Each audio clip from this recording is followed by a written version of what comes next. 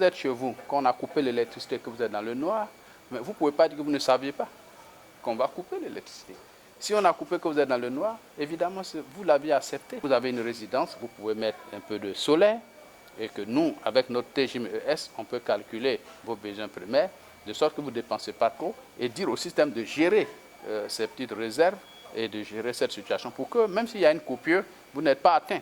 Notre invité du jour est un opérateur économique, titulaire d'un bachelor en sciences électromécaniques de la Southern Polytechnic State University et d'un master in Business Administration, MBA, de la Cameron University, États-Unis. Au niveau des inventions majeures, il est le concepteur de la technologie révolutionnaire T-James-S, un système de maîtrise des flux énergétiques capable de générer jusqu'à 70% d'économies de consommation. Depuis plus de 10 ans, en tant que directeur général de l'Ines Corporation, il déploie des solutions technologiques durables pour transformer le paysage énergétique régional. Entretien avec un génie de la technologie, M. Emmanuel Yonige Yeo. Chers internautes, bienvenue sur Alerte Info News.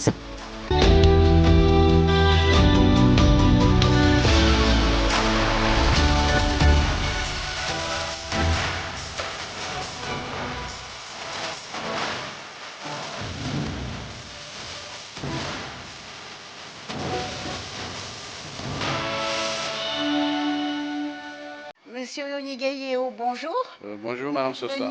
Bienvenue sur Alerte Info News. Merci. Vous êtes un innovateur. Votre société, l'INES, est une entreprise d'innovation. Vous militez pour une gestion de l'énergie de façon intelligente. Qu'est-ce que vous y mettez dans ce terme de gestion intelligente? Merci Madame Sosa et merci à Alerte Info pour cette opportunité.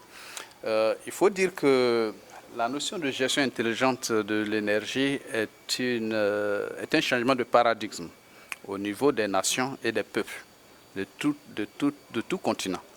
Aujourd'hui, on ne peut pas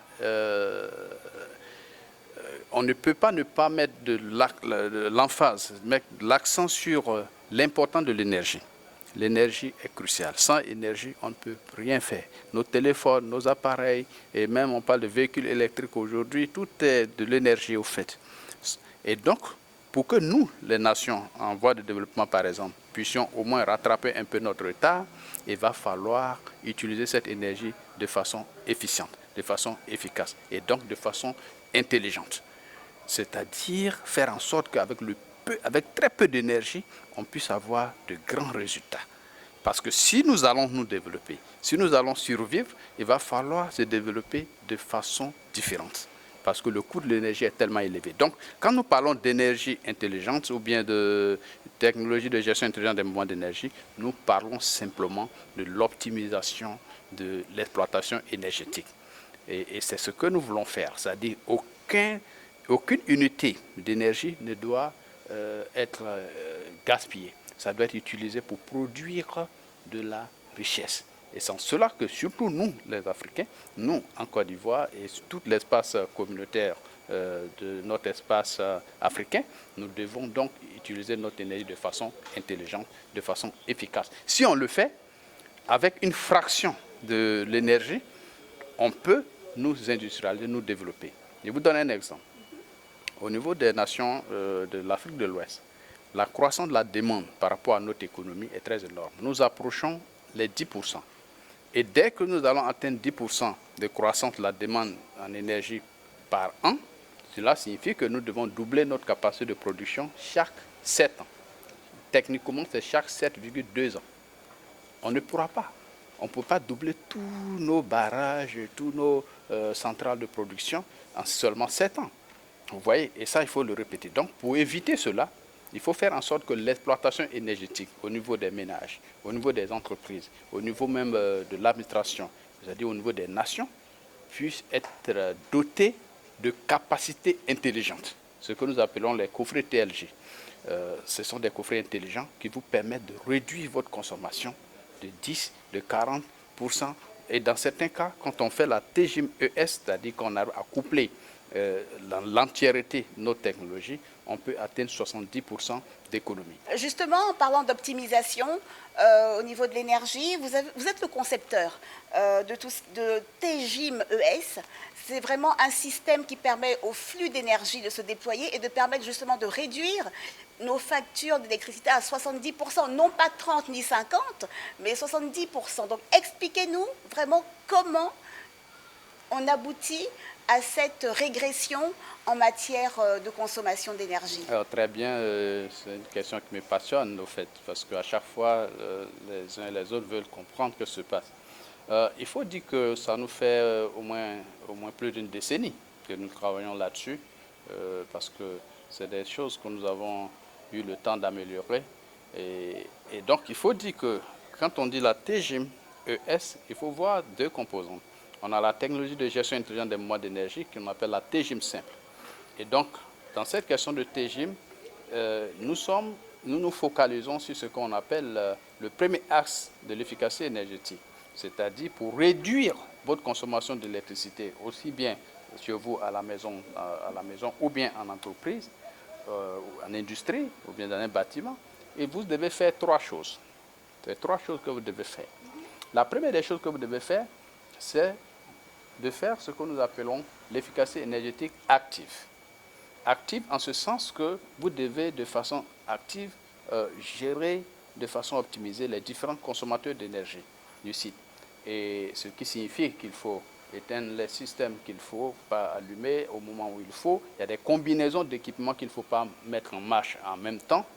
Donc la technologie de gestion intelligente des modes d'énergie, la TGIM simple, s'occupe de ce volet de l'efficacité énergétique active, qui est le premier pan, le premier élément à prendre en compte pour réduire votre consommation d'électricité. Dépendant de la situation, vous pouvez déjà réaliser des économies allant de 30 à 40% avec ce pan. Le deuxième élément sur lequel vous pouvez agir, surtout pour nous qui sommes dans les pays comme la Côte d'Ivoire ou en Afrique ici, nous avons le deuxième élément qui est l'efficacité énergétique passive. Retenez que le premier élément, c'était l'efficacité énergétique active.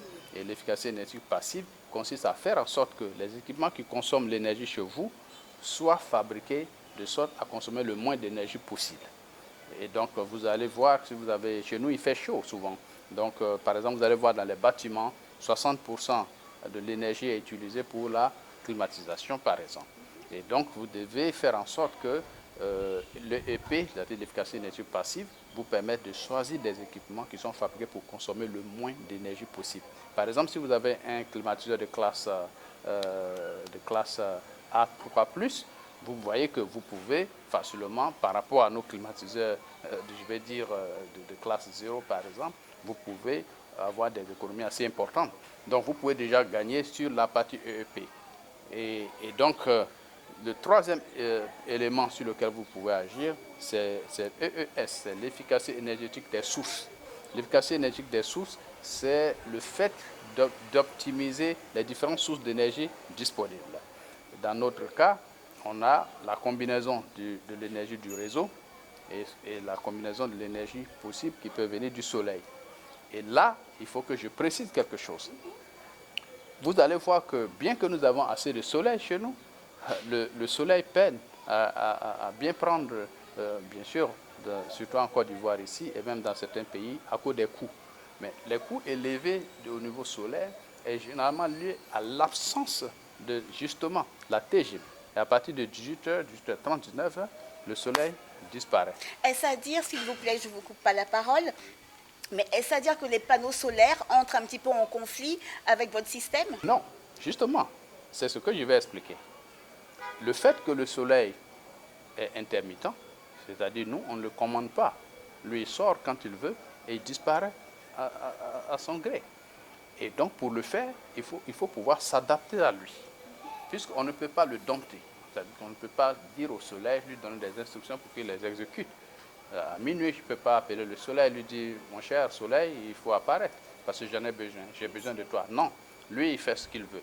Donc, ce que nous faisons, c'est que nous nous adaptons au soleil. Quel que soit son comportement, on arrive à s'adapter. Et comment on s'adapte? Avec la TGIM.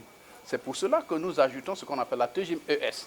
C'est-à-dire, si on a le soleil qui est disponible sur un site, on fait ce qu'on appelle le TGIM ES.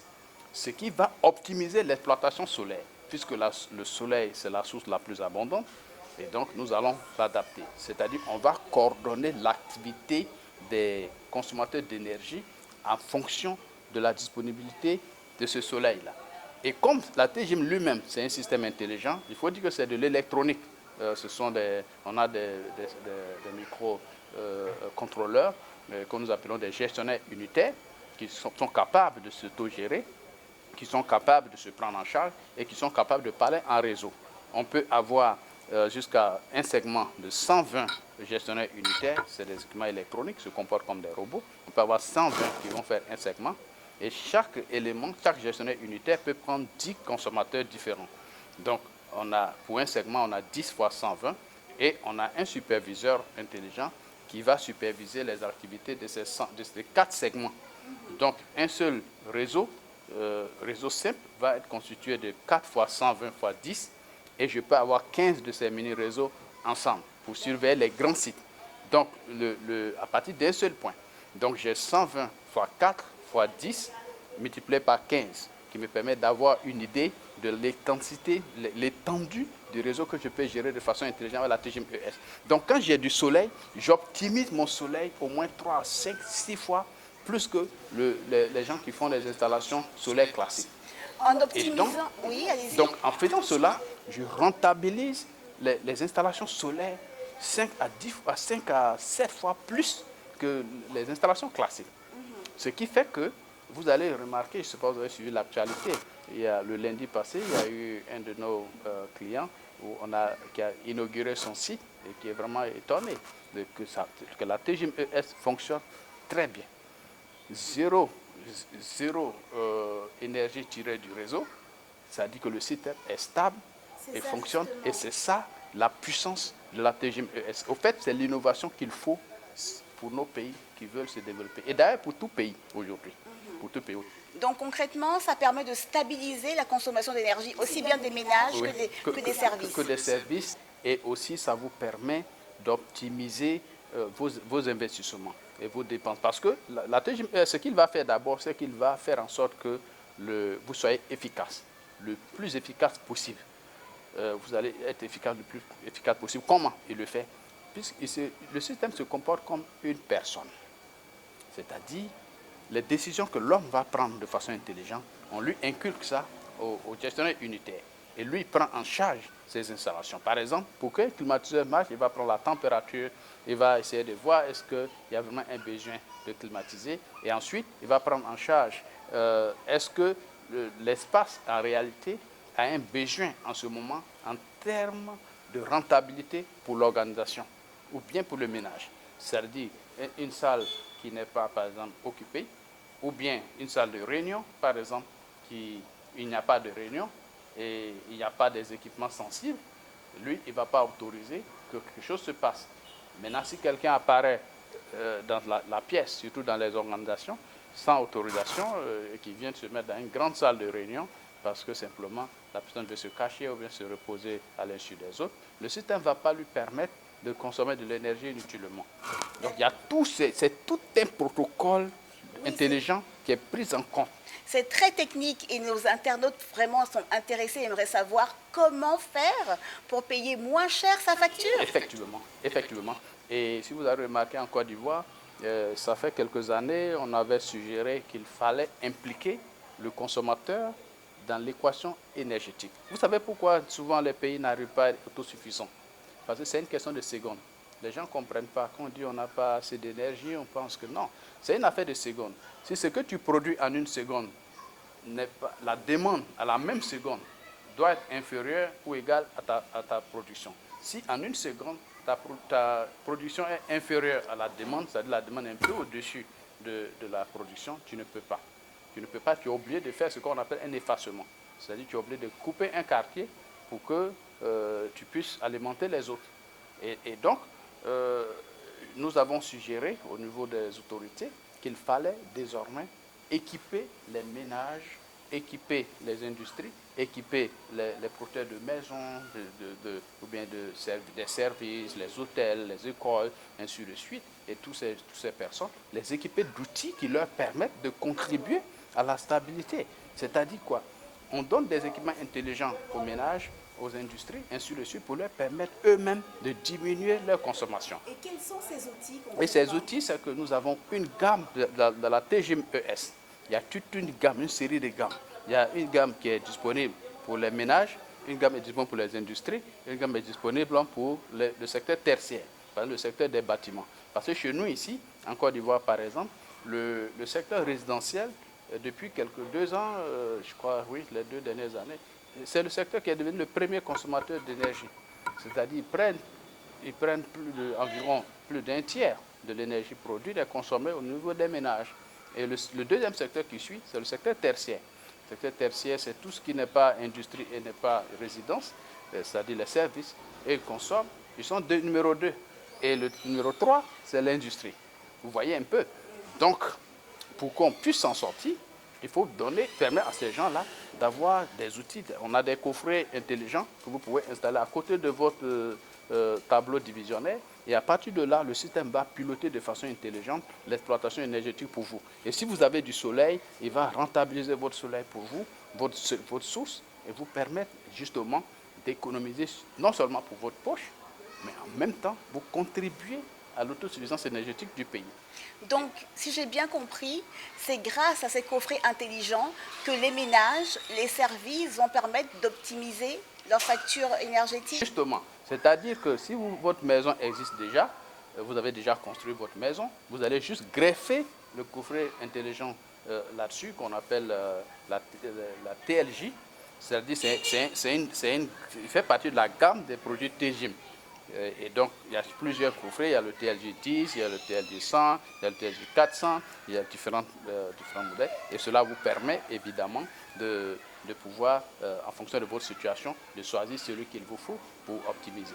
Et nous sommes assez heureux aujourd'hui parce que le ministère de l'Énergie de Côte d'Ivoire, qui est un ministère qui prévoit la stabilité énergétique dans le futur, dans l'espace communautaire, ils ont pris des nouvelles lois maintenant. D'abord, ils ont créé ce qu'on appelle la direction de la maîtrise d'énergie, qui s'occupe exactement de l'efficience de l'exploitation. Vous voyez qu'on a la production, mais il faut aussi s'occuper de l'utilisation. Si c'est mal utilisé, ça va être difficile d'équilibrer. Donc, ils ont une direction. Il y a une direction aujourd'hui, en Côte d'Ivoire ici, au ministère de l'Énergie, qu'on appelle la direction de la maîtrise d'énergie. Ils ne s'occupent que de ça. Et donc, à travers cette direction, il y a eu des nouveaux arrêtés qui ont été pris et qui sont en vigueur actuellement, qui demandent à tous les consommateurs qui ont dépassé un certain seuil de prendre des dispositions pour maîtriser leur consommation. Donc, nous avons ce qu'on appelle l'audit obligatoire. C'est-à-dire, si votre seuil de consommation atteint un certain niveau, vous êtes contraint de faire, par la loi, de faire un audit en vue de mettre en place des systèmes qui vont vous permettre, des mécanismes, des mesures qui vont vous permettre de diminuer votre consommation, parce que cela est beaucoup moins cher et beaucoup plus efficace de le faire que de faire la production. Parce que d'ici 2040, beaucoup de nations vont avoir de sérieux ennuis à maintenir leur autosuffisance énergétique. Quand vous dites des mesures, quelles sont ces mesures? On veut vraiment savoir. Effectivement. La première mesure, comme je vous l'ai dit, c'est d'agir au niveau de l'efficacité énergétique active. C'est-à-dire prendre des dispositions actives, de sorte, des gestes actifs pour vous permettre de diminuer, d'augmenter votre efficacité. Il suffit simplement que pour les industries, les ménages et autres, il faut simplement s'équiper. De la même manière, on achète des postes de réfrigérateurs, on achète des climatiseurs, on achète des machines, ainsi de suite. Au même moment, quand on achète ce genre de machines-là, il faut juste faire en sorte que nous ayons, bien sûr, un coffret intelligent de la gamme TGIM pour piloter ces choses pour vous. Si vous devez construire une nouvelle maison, n'attendez pas de finir de la construire. Pendant la construction, vous insérez le système dedans, à l'intérieur, et vous avez donc un site qui est énergétiquement intelligent. Ça, c'est le premier élément à faire. Deuxième élément, il faut déjà inclure l'efficacité énergétique passive. C'est-à-dire, on ne peut plus acheter au marché un équipement parce que c'est un équipement. Il faut voir sa classe énergétique, de sorte que vous pouvez déjà économiser par rapport à la nature de l'équipement que vous avez pris. Et le troisième élément, c'est de prendre en compte l'efficacité de la source d'énergie. Quelle source d'énergie vous utilisez pour vous alimenter? À cela, dans nos pays tropicaux, nous conseillons d'avoir évidemment de l'énergie solaire qui va venir en renfort à ce que vous avez déjà. Et là, avec la TGMES, vous pouvez optimiser tout cela et ce n'est pas du tout coûteux.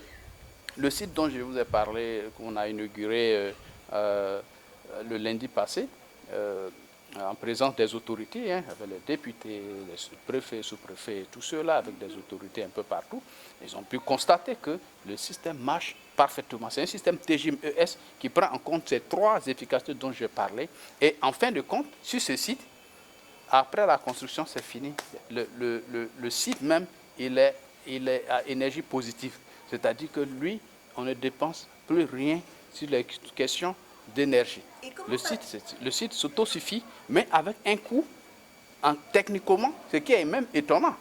Le site est encore, quand on a fait le bilan final, le coût de construction de ce site-là, c'est un site dans le domaine des institutions financières. Le site, finalement, est moins cher en construction que le site classique. Et comment ça se fait finalement que la majorité des Ivoiriens ne sont pas vraiment au courant de cette capacité, de cette faculté de pouvoir payer moins cher? Est-ce que on aimerait savoir pourquoi les Ivoiriens, la majorité, ne s'approprient pas ce genre de processus? Il faut dire qu'il y a deux raisons. Il y a deux raisons. C'est que la première raison, c'est nous, notre faute, parce que nous sommes des ingénieurs et nous sommes passionnés des calculs et des mathématiques. Donc quand on finit de faire nos calculs, on n'est pas trop conscient. On se dit, bon, si tu as un bon repas, les gens qui viennent manger, ceux qui veulent se servir, qu'ils viennent manger. Et on a cette attitude où on n'a pas trop la facilité de faire une bonne communication pour parler. On est plus concentré sur nos outils, nos innovations, nos recherches, parce qu'on peut facilement prendre 3 à 5 ans hein, pour faire de la recherche, pour faire le développement. Même au niveau de cette entreprise, on a pris 5 ans de développement de nos produits. D'abord, avant même de chercher à vendre quoi que ce soit. Donc, on est plus passionné de s'enfermer dans un laboratoire pour faire ce genre de recherche. Donc, on n'a pas bien communiqué. Par contre, ce qu'il faut retenir, tous ceux qui ont une fois utilisé nos équipements, ils sont avec nous tout le temps. Nos clients, ils sont fidèles. Vous arrivez à les fidéliser? Ah oui, ah oui, ah oui. Ça dit que si vous utilisez nos outils une seule fois, vous ne pouvez plus les laisser. Vous allez vous dire, mais attention, mais comment j'ai fait? Et puis, pendant toutes ces années, j'ai pu fonctionner comme ça. C'est d'ailleurs ce qui a fait que vous allez remarquer que si vous suivez un peu notre actualité, vous allez voir qu'on a reçu beaucoup de distinctions. Beaucoup de distinctions au niveau national et puis même au niveau international parce que ceux qui viennent au contact avec nous, ceux qui arrivent à nous découvrir, se rendent compte que mais ils ont perdu beaucoup, ils auraient dû collaborer depuis longtemps. Donc c'est un peu ça. Ça c'est la première chose, c'est notre faute en matière de communication. La deuxième chose est que on a commencé la communication un peu en retard. Ce n'est que, je crois, l'année passée, il n'y a pas longtemps, il n'y a vraiment pas longtemps qu'on a pu signer une convention avec la Banque de l'Habitat. La Banque de l'Habitat pour permettre à la majorité des Ivoiriens et tous ceux qui sont même dans le secteur de pouvoir se faire accompagner pour réduire leur dépendance de ces factures de l'électricité. Parce qu'il faut dire qu'on a fait une étude d'abord et on a constaté qu'une bonne partie du budget de fonctionnement des ménages et même des entreprises du tertiaire est alloué à payer des factures d'énergie et même des factures d'eau aussi. Donc on a même développé un nouveau outil qu'on appelle la TGMEP, qui est la technique de gestion intelligente des mouvements d'eau, des mouvements d'eau potable. Et ça nous permet d'aider aussi les entreprises et les ménages, ainsi de suite, à mieux gérer l'eau. Parce que nous voyons que dans le futur, on aura affaire à résoudre au moins 3 grandes crises dans notre secteur, c'est-à-dire notre continent. On peut facilement avoir une crise de l'eau potable, on peut avoir une crise d'énergie qui va affecter tous les autres secteurs et évidemment une crise de la nourriture. Et voilà, une crise de la nourriture parce que les questions de changement climatique vont impacter l'agriculture et cela va créer un problème. C'est ce qui nous a obligés à faire de la recherche et du développement sur la partie de l'agriculture climato-intelligente. Et donc récemment, ça fait 2 semaines, nous étions à Accra au Ghana dans un contexte parce que l'Université des Nations Unies chargée des ressources naturelles avait lancé une recherche une recherche à projet pour voir comment on pouvait impacter l'agriculture de façon durable. Nous allons y revenir. Revenons brièvement sur cette maison, comment dirais-je, sur cette banque, pardon, de l'habitat. C'est très important. Comment est-ce que l'Ivoirien peut être soutenu?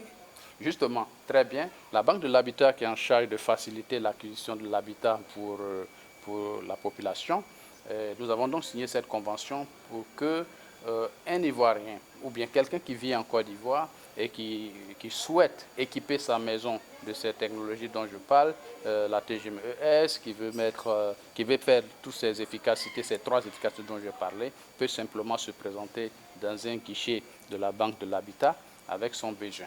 Et ce besoin est analysé très rapidement et un financement est mis à sa disposition avec bien sûr un échéancier très flexible qui lui permet sur une durée assez importante de pouvoir rembourser un peu les coûts de ces installations. À ce moment, avec la Banque de l'Habitat, nous intervenons très rapidement pour réaliser les installations et permettre à l'acquéreur d'être beaucoup plus à l'aise dans l'exploitation. Maintenant, ce qu'il faut ajouter à la question de la Banque de l'Habitat, il y a un autre avantage. La Banque de l'Habitat fait des prêts aux acquéreurs de maisons dans les programmes immobiliers, ainsi de suite. Un constat qu'on a réalisé, c'est que quand les gens déménagent dans ces nouvelles maisons, avec la joie d'habiter dans une nouvelle maison, dans un nouveau cadre de vie, ainsi de suite, entraîne une bonne consommation énergétique. Ce qui fait que des personnes qui ont déménagé dans des nouvelles maisons se retrouvent en train de dépenser énormément dans les factures, ce qui impacte leur capacité à rembourser les prêts. Ah oui, puisque le coût de l'énergie n'avait pas été suffisamment bien calculé au moment de l'acquisition, c'était juste la maison, les différents instruments. Et quand la facture augmente de façon significative, cela empiète sur la capacité de remboursement. Et donc, la convention avec la Banque de l'Habitat permet d'éviter de telles situations, permet de faciliter le remboursement des prêts immobiliers. Pourquoi? Parce qu'à la construction, on va intégrer les systèmes intelligents de gestion de l'énergie, y compris la TGMES, c'est-à-dire s'il y a la possibilité d'améliorer même la source, on va le faire. Et donc, les dépenses énergétiques sur les factures deviennent minimum.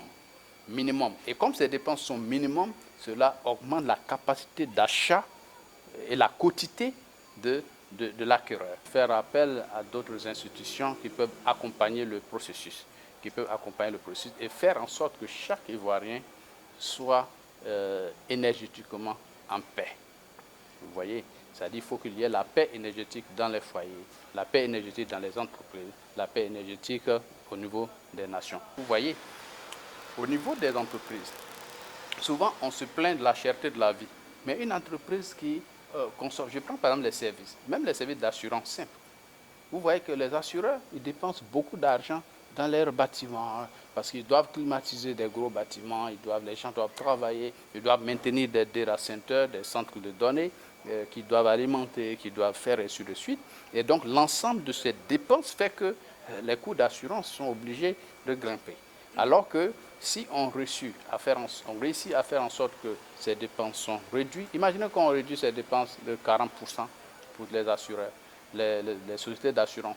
Vous allez voir qu'ils auront plus de capacité à faire face aux sinistres, à faire face à la gestion des risques et même à agir sur les primes, sur les primes qu'ils demandent aux gens, et beaucoup de gens pourront s'assurer. Donc c'est vraiment un levier essentiel pour la stabilité économique des peuples et des nations. Pour être soutenu vraiment dans ce que vous faites, est-ce que vous ne pensez pas qu'il faille faire des partenariats, des partenariats avec des maires, des mairies, des régions? Effectivement, les collectivités territoriales telles que les conseils régionaux, les mairies et autres, ce sont des initiatives que nous louons beaucoup parce que ce sont ces entités qui sont en premier contact avec les populations, et pour qu'on ait le bien-être social que nous souhaitons, il va falloir développer des systèmes durables, comme ce que j'ai dit à la construction. Imaginez que chaque ménage a un outil de gestion de son énergie. Mais la cherté de la vie va être améliorée immédiatement. parce que cela va permettre non seulement de contribuer à l'autosuffisance énergétique nationale, mais cela va permettre de garder un peu plus de revenus dans les poches de ces ménages et même de faire en sorte que les entreprises soient beaucoup plus compétitives. Parce que nous sommes dans une ère de globalisation et donc le monde est vraiment dans un système dynamique avec l'Internet et tout ça. Donc quand vous êtes en Côte d'Ivoire, vous compétissez avec des personnes qui sont dans d'autres pays et ainsi de suite. Donc si vous n'arrivez pas à maîtriser vos coûts de production et que vos productions sont encore chères en termes de production, vous n'allez pas être compétitif sur le marché. Et quelqu'un même peut importer des produits, arriver ici, malgré le transport, être moins cher que vous qui avez produit localement. Et les clients ne vont pas chercher à comprendre, ils vont acheter ce qui a la même valeur, mais qui est moins cher. Donc c'est pour cela que nous voulons que les collectivités territoriales soient impliquées. Pour faire en sorte qu'une femme qui produit, par exemple, des légumes dans son village, puisse avoir des possibilités de les produire à des coûts réduits. Et c'est d'ailleurs pour ça que nous avons mis en place ce qu'on appelle le SMAP. C'est une innovation que nous avons faite qui vient de remporter le prix de l'innovation au niveau des Nations Unies. On a célébré à Accra il n'y a pas longtemps. Cette année 2000, en février 2000, oui, c'est ça le 6 février. Et donc ça, c'est pour qu'on puisse permettre au secteur de l'agriculture de produire les dames qui nous nourrissent ici à Abidjan. Vous voyez comment on est nombreux à Abidjan ici. On est ici, on doit manger le matin, on doit manger à midi, et on doit dîner le soir. Mais il faut bien sûr des gens qui nous apportent de la nourriture. Et ces personnes, si on ne leur apporte pas de l'innovation, on ne pourra pas se nourrir de façon durable. Et donc, c'est ce que nous avons fait. On a mis un système en place qui fait de l'irrigation climato-intelligente, c'est-à-dire qui prend de l'eau, qui mesure la quantité d'eau disponible et en fonction des plantes, donne exactement l'eau qu'il faut à partir d'un gestionnaire unitaire dont j'ai parlé ici. À partir d'un gestionnaire unitaire, lui il calcule tout ça et puis il le fait. On a fait la démo à Yamsoukro dans un village qu'on appelle Zata, une coopérative de femmes, et les femmes ont beaucoup apprécié parce que ça leur permet de cultiver tout au long de l'année. Tout au long de l'année, même la saison sèche, ils peuvent exploiter cela de façon vraiment intelligente. Et cela va, dans notre contexte, de donner les vrais outils à ceux qui en ont besoin, à ceux qui doivent les avoir, pour que nous ayons la paix véritable, qui est la paix énergétique. Les palliatifs aux coupures d'électricité. Effectivement, justement, vous avez vu que j'ai parlé de TGM-ES. Le ES, c'est la partie source. Et j'ai l'habitude de dire aux gens que si vous êtes chez vous, qu'on a coupé l'électricité, que vous êtes dans le noir, mais vous ne pouvez pas dire que vous ne saviez pas qu'on va couper l'électricité. Si on a coupé que vous êtes dans le noir, évidemment, vous l'aviez accepté. Parce que normalement, on le sait. C'est comme un avion. Il y a un navigateur? Oui. Si vous rentrez dans un avion, vous savez qu'il est susceptible de tomber, bien sûr, puisqu'il est en hauteur. À bas du moment où il n'est pas sur le sol, qu'il est en hauteur, il est susceptible de tomber. Et donc, c'est pour cela que l'une des règles critiques dans l'aviation est ce qu'on appelle le fail-safe. Fail-safe signifie que, OK, tu peux tomber en panne.